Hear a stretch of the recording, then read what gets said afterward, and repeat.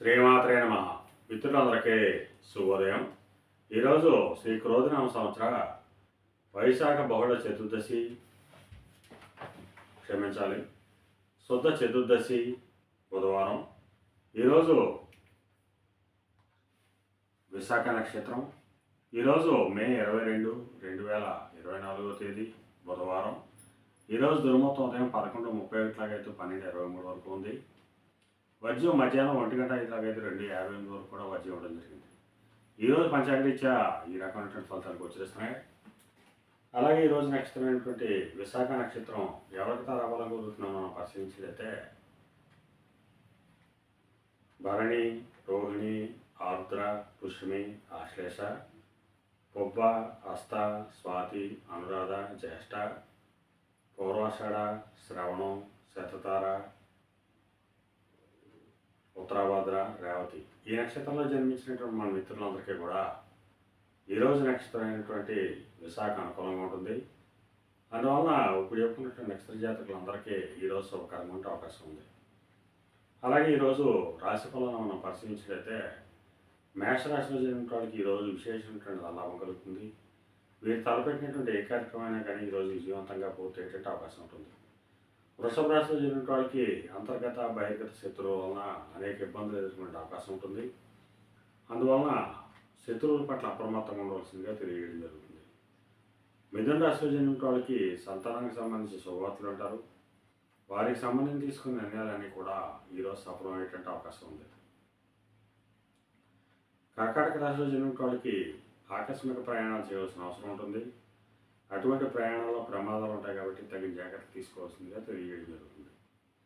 సింహరాశిలో జరిగిన వాళ్ళకి పరాక్రమంతమైనటువంటి ఆదాయ వనరులు ఏర్పడతాయి. వీరు తలపెట్టినటువంటి ఏ కార్యక్రమమైనా కానీ విజయవంతంగా పూర్తయ్యేటువంటి అవకాశం ఉంటుంది.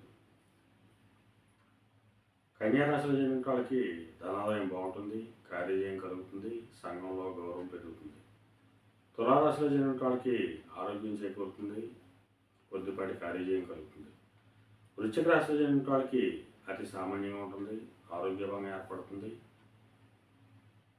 కార్యాటంకాలు ఏర్పడతాయి. ధనురాశిలో జరిగిన వాళ్ళకి చేసేటువంటి వృత్తి వ్యాపారాలు లాభసాటిగా సాగేటువంటి అవకాశం ఉంటుంది.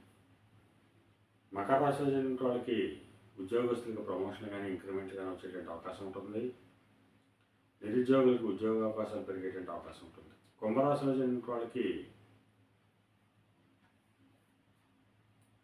పితృరాజధానికి సంబంధించి శుభవార్తలు ఉంటారు. పితృరాజ్యంతో ఉన్నటువంటి విభేదాలు విరోధాలు తొలగిపోయేటువంటి అవకాశం ఉంటుంది.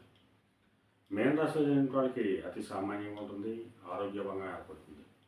ఈరోజు ద్వాదశ రాశి యొక్క ఫలితాలు ఈ రకంగా తెలియజేయడం జరిగింది. అలాగే ఈరోజు పాండిత్యం చేత ధనార్జన చేసిన వాళ్ళకి అనగా పండితులకు కానీ, లాయర్లకు కానీ, లేఖర్లకు కానీ, ఆడిటర్లకు కానీ, విలేకరులకు కానీ ఈరోజు మిక్కిలి శుభదాయకంగా లాభదాయకంగా అవకాశం ఉంది.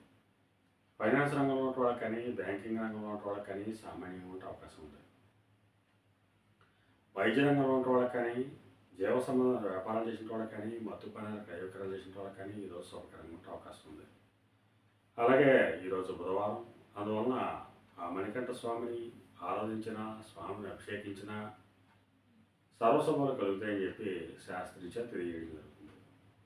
అలాగే ఈరోజు లేత ఆకుపచ్చ వస్త్రాలు కానీ లేదా దవడ వస్త్రాలు కానీ ధరించినట్టయితే సర్వశుభాలు కలుగుతాయని చెప్పి శాస్త్రీచ తెలియజేయడం జరుగుతుంది. అలాగే ఈరోజు అదృష్ట సంఖ్యలుగా 1, 4, 5, 6, 8 తెలియజేయడం జరుగుతుంది. ఈ అదృష్ట సంఖ్యలు అంటే మన మిత్రులందరికీ కూడా ఈరోజు అంతా శుభకరంగా ఉండే అవకాశం ఉంది. అలాగే మళ్ళా రేపు శుభోదయం కార్యక్రమంలో మళ్ళా కలుసుకుందాం. అంతవరకు మన మిత్రులందరికీ మరొకసారి శుభోదయం. ఇట్లు మీ పెదబాబు సిద్ధాంతి, గొల్లల మామిడి.